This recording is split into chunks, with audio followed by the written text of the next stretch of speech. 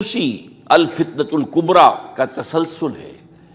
وہ جو عبداللہ ابن سبا کا پیدا کردہ عظیم ترین فتنہ تھا، اسی کا ایک نتیجہ حضرت علی کی شہادت بھی ہے، لیکن وہ بات ذرا تفصیل سے سمجھنی ہوگی، اور اس کے لیے میں ممنون احسان ہوں۔ حال ہی میں ایک کتاب چھپی ہے، ڈاکٹر سید رضوان علی ندوی، وہ محقق ہیں تاریخ کے، انہوں نے بڑی تاریخی تحقیق کے بعد جو باتیں بیان کی ہیں وہ میں آپ کے سامنے رکھ رہا ہوں۔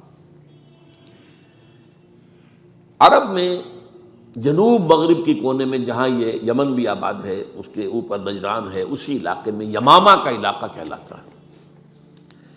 یہاں ایک قبیلہ آباد تھا، بنو تمیم۔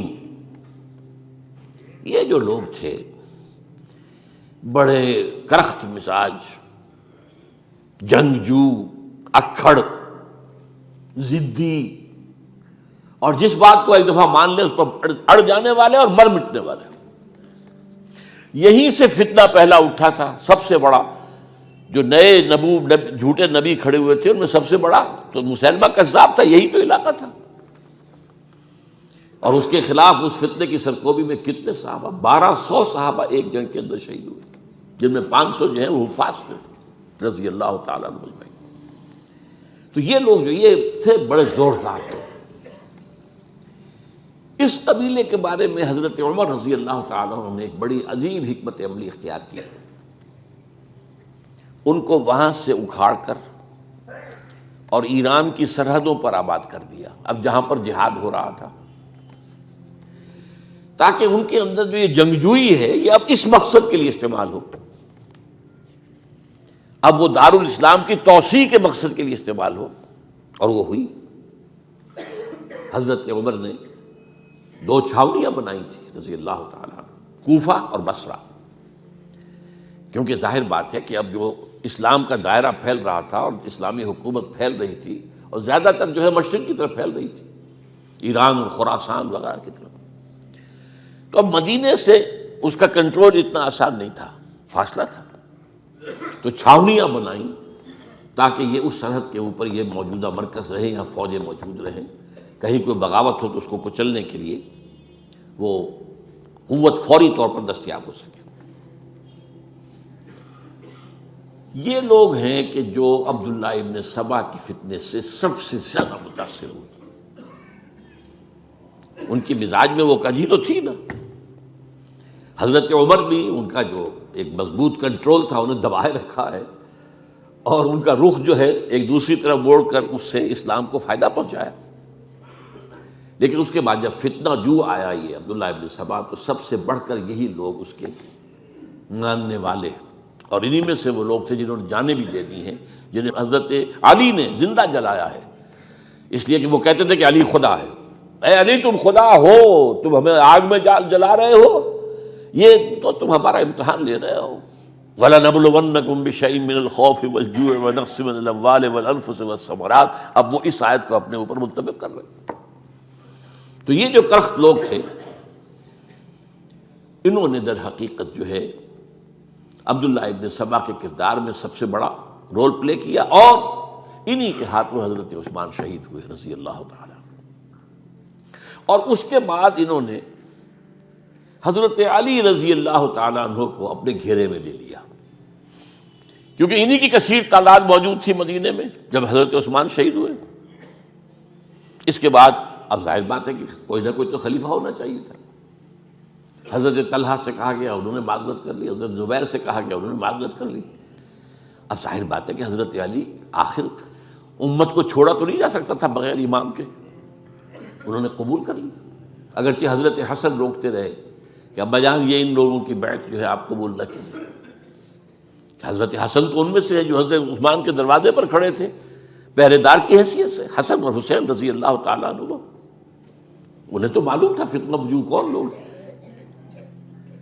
اس کے بعد حضرت علی رضی اللہ تعالیٰ عنہ نے اسی حکمت سے، جس حکمت کے تحت حضرت عمر نے یہ چھاونیاں آباد کی تھیں، دارالخلافہ بھی مدینے سے کوفہ منتقل کر دیا، تاکہ پورے عالم اسلام کو کنٹرول کیا جا سکے اس مرکز کے ساتھ۔ اس کا نتیجہ یہ نکلا کہ اب گویا کہ حضرت علی کے گرد ان لوگوں کا گھیراؤ مکمل، کوفے میں یہی تو آباد تھے، کوفی یہی تو تھے، حضرت عمر نے انہیں لا کے یہاں آباد کیا تھا۔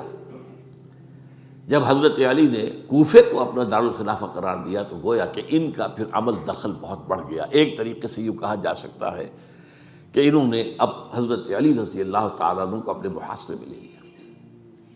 چنانچہ جنگ جمل کے موقع پر یہ ہوا ہے کہ صلح ہو گئی تھی، حضرت عائشہ رضی اللہ تعالیٰ عنہ کے جو نمائندے تھے اور ادھر سے حضرت علی، صلح ہو گئی تھی، طے ہو گیا تھا کہ ہاں قاتلین عثمان کو جو ہے اس کو سزا دی جائے گی، قصاص لیا جائے گا حضرت عثمان کی قتل کا۔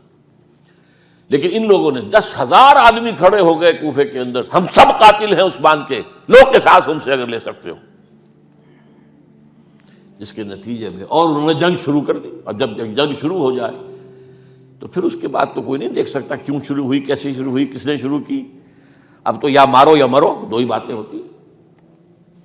10,000 مسلمان ایک رات میں شہید ہوئے جنگ جمل۔ اب اس کے بعد حضرت علی رضی اللہ تعالیٰ عنہ کی خلافت جو ہے حضرت امیر معاویہ نے ماننے سے انکار کر دیا۔ جب تک قاتلین عثمان کو سزا نہیں دیتے ہم بیعت نہیں کریں گے۔ یہ نہیں کہ دعویٰ کیا ہو کہ میں خلافت کا حقدار ہوں، یہ نہیں، لیکن یہ کہ آپ کو ان کو سزا دینی چاہیے۔ اب یہ تھا وہ مخمصہ جس میں حضرت علی رضی اللہ تعالیٰ عنہ وہ فرماتے تھے تم میرا ساتھ دو تو میں ان قاتلین عثمان سے سزا جو ہے ان کو سزا دے سکوں۔ ادھر انہیں پتا تھا کہ میں سرنڈر کرتا ہوں تو مجھے علی تک تو پہنچنے کوئی نہیں دے گا، راستے میں ختم کر دیں گے رضی اللہ تعالیٰ عنہ۔ تو یہ پیچ تھا ایک جو ایسا پڑا ہے۔ اب اس میں جب حضرت معاویہ اور حضرت علی کے مابین فیصلہ کن جنگ ہوئی، جنگ صفین جسے کہتے ہیں، جس میں 70,000 مسلمان ایک دوسرے کی تلواروں، تیروں، نیزوں سے قتل ہوئے۔ اس موقع پر حضرت معاویہ کی طرف سے ایک آفر آئی، قرآن مجید کو نیزے پر اٹھا کر لوگوں نے کہا کہ یہ خونریزی بند کر دو، ہم قرآن کا فیصلہ ماننے کو تیار ہیں۔ حضرت علی دیکھ رہے تھے کہ یہ اصل میں میری فتح کو شکست سے بدلنے کا پروگرام ہے، تقریباً فتح میری ہو چکی ہے، لیکن یہ جو طبقہ تھا یہ انہوں نے کہا نہیں بڑی ٹھیک بات کہہ رہے ہیں، وہ مانیے ان کی بات، جنگ بند کی۔ انہوں نے ہی یہی لوگ تھے جنہوں نے مجبور کیا حضرت علی کو کہ وہ تحکیم پر رضامند ہو جائے۔ اس کے بعد تحکیم میں جو معاملہ ہوا، حضرت علی حضرت عبداللہ ابن عباس کو اپنی طرف سے حکم بنانا چاہتے تھے، یہ اڑ گئے نہیں۔ یہ اڑ جانے والے لوگ، اور یہی اصل قوت تھے، وہاں ساری طاقت تو انہیں کی تھی۔ تو انہوں نے ابو موسیٰ اشعری کو اپنی طرف سے مقرر، وہ بہت نرم خو آدمی تھے، انہیں بناؤ۔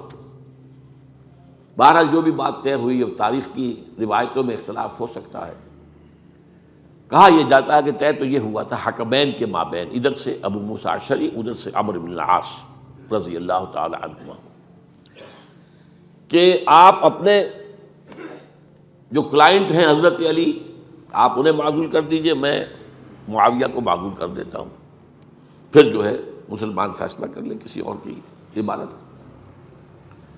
انہوں نے کھڑے ہو کے کہہ دیا میں علی کو معزول کرتا ہوں، اور عمرو بن العاص نے کہا کہ میں معاویہ کو قائم کرتا ہوں۔ اب یہ ہے روایت، واللہ عالم اس میں کتنا سچ ہے کتنا جھوٹ ہے، میں کوئی مورخ نہیں ہوں، میں کوئی تاریخ کا محقق نہیں ہوں۔ اس کے بعد جو ہے اب یہ لوگ انہوں نے کہا کہ مانیے تحکیم کو،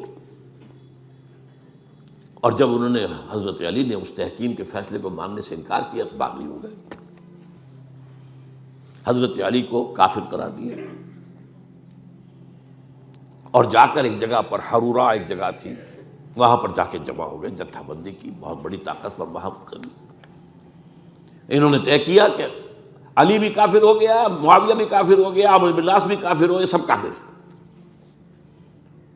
حضرت علی کی طرف سے ایک گئے سفیر ان سے بات کرنے کے لیے، تو انہوں نے کہا تم ہی نے تو کہا تھا کہ تحکیم کو تسلیم کرو، کہ ہاں ہم نے گناہ کیا تھا، کفر کیا تھا، ہم توبہ کی ہم نے، اگر علی بھی مان لے کہ میں نے مان کر کفر کیا تھا اب میں توبہ کرتا ہوں تو ہم ان کی بات مان لیں گے۔ اب حضرت علی اس طرح کا جھوٹ کیسے بولتے ہیں؟ انہوں نے تو کوئی کفر نہیں کیا تھا۔ بہرحال انہوں نے پھر بھی نرمی برتی کہ دیکھو اگر تم کوئی خونریزی نہیں کرو گے، فساد نہیں مچاؤ گے، تو میں تمہیں کچھ نہیں کہوں گا۔ لیکن وہ اپنی ان شرارتوں سے بعد نہیں آئے۔ تو پھر تیسری جو بڑی جنگ ہوئی ہے ان جنگوں میں، جنگ نہروان کہلاتی ہے، حضرت علی کی جنگ خوارج کے ساتھ، جس میں 4000 خارجی جو ہیں وہ قتل ہوئے۔ اور یہ بات اب آپ نوٹ کر لیجئے کہ یہ لوگ جیسا کہ اکھڑ بھی تھے لیکن اپنی بات پر ڈٹ جانے والے تھے، لیکن ساتھ ہی دیندار بھی تھے، نمازی اور روزہ دار بھی تھے۔ یہ اس طرح کے لوگ نہیں تھے کہ جو فاسق اور فاجر ہو، بس یہ مزاج کا ایک ہے، جو بات دل میں بیٹھ گئی اڑ گئے۔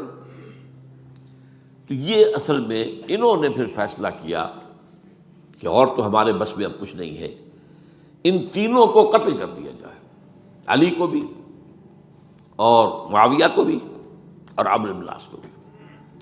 تو ایک جگہ ان کی سازش ہوئی، 3 آدمی معین ہو گئے، ایک ہی وقت کا طے فیصلہ ہو گیا، فلاں تاریخ کو فجر کے وقت تم جاؤ، وہ تم کوفے کی جامع مسجد میں، جب علی نماز جماعت کرا رہے ہو خنجر مارو انہیں۔ اور یہ اس کا نام ابن ملجم تھا، خارجی، یہ وہی لوگ بنو تمیم کے لوگ۔ دوسرا جو تھا وہ دمشق میں حضرت معاویہ کو قتل کرنے، شہید کرنے کے لیے پہنچ گیا۔ تیسرا مصر پہنچ گیا حضرت عمرو بن العاص کو۔ اب یہ بات اللہ کی طرف سے ہے، یہ تو اس کی مشیت ہے، اس کا فیصلہ ہے۔ حضرت علی پر وار کارگر ہوا، آپ شہید ہو گئے۔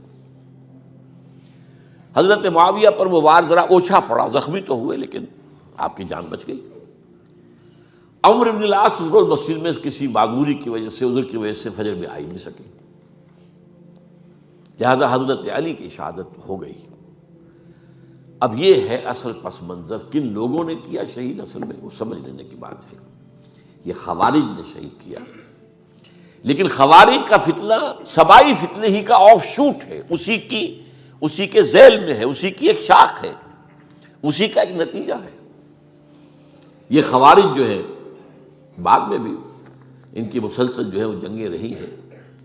بہرحال اس صورتحال کو یہ سمجھ لیجئے کہ یہ خلفائے ثلاثہ رضی اللہ تعالی عنہ، حضرت عمر شہید، عثمان شہید، علی شہید۔ عجیب بات ہے کہ تینوں کا نام عین سے شروع ہوتا ہے، عمر عین سے، عثمان عین سے، علی عین سے، تینوں شہید ہوئے ہیں۔ لیکن یہ کہ یہ ہے